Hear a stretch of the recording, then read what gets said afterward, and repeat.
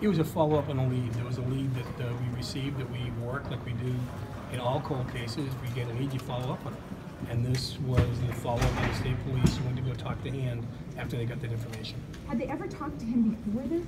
Well, certainly not as a suspect. I mean, you look at some of the old reports, there may be some information there, but for the most part, this is the first time he's ever been deemed to be a suspect. Tim, can you talk about this confession or the statement that he gave where he blamed everything on Henry Meinholz, but it still placed himself at the scene where Tracy was found? Yeah, I mean, I certainly don't want to try the case out here, but obviously his statement puts him at the scene, puts his hands on a rock, and allegedly bleeding on a rock, of which he subsequently states that he picked up and dropped on the head of Miss Gilpin.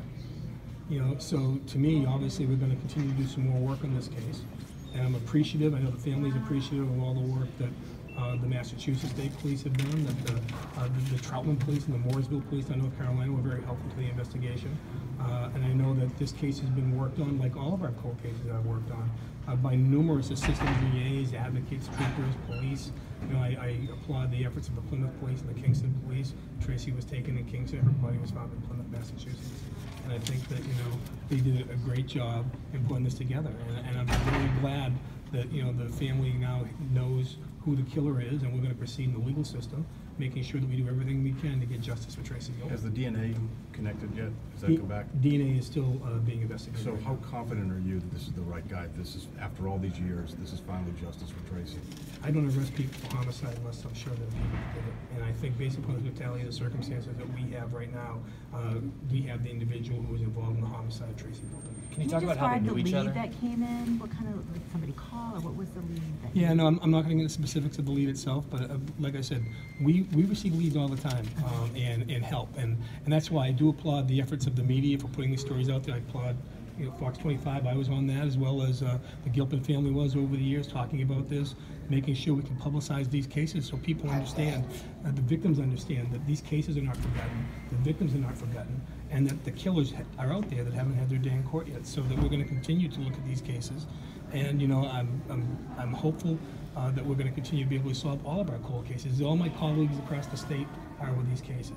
These are difficult cases. This case occurred 31 plus years ago. But I think what it goes to show you is that getting the word out there, letting people understand what you're looking for. I just think that, you know, hope and perseverance is an incredibly powerful combination. And the hope of the Gilpin family, I think, has been incredible over the years. The work that they've done to keep this in the public eye. And I think it really came up with merits today. Can you talk about how they knew each other? No, I'm not going into their exact relationship. Tim, can you tell us when Colonel Gilpin found out about this, when you made an arrest, when you decided that there was a possible witness in North Carolina, if she was involved in going to North Carolina at any point? I'll just say we notified the colonel over the weekend. She was not involved in the investigation, per se. It was troopers assigned to my office. And we want to, like we do in every case, we want to make sure we're on solid ground before we tell family members. We never want to be in a position to give false hope. And we treated, she may be the colonel of the state police, but she's also a sister of Tracy Gilpin. And it was important for us to treat her like a victim in this case rather than the colonel of the state police. Did you call her yourself or deliver the news to her? I called her, I spoke to her over the weekend, and I know that she's obviously very thankful for all the hard work of all the investigators over the years, because most of the investigators that started in this case are no longer working, as whatever the role may have been. And I think it just goes to show that, like I said, perseverance is great, and I love getting the word out on these cases so that maybe we can solve some more, because there's other family members out there on other cases, and their cases haven't been solved yet, and they need to understand that we haven't forgotten them either, and that we're going to continue to work those cases until we come to a successful resolution. Is Michael Hand being looked at for other crimes and other homicides that have taken place in the area? I think it's fair to say we're expecting more thorough investigation regarding Hand at this point, but I'm not really at liberty to say what those are. Does he have a criminal record? I'm not aware. If it wasn't mentioned in court, I'm not going to be in a position to say it, but I'm not aware of him having anything extensive. When did he move to North Carolina? My understanding was it was about 10, 12 years back.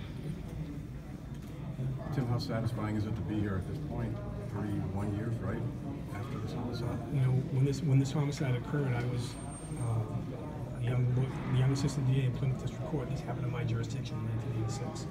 And obviously we knew about the case then, and I think a lot of these cases just stick in your mind over the years. And so it certainly is satisfying to know that we are here where we are today.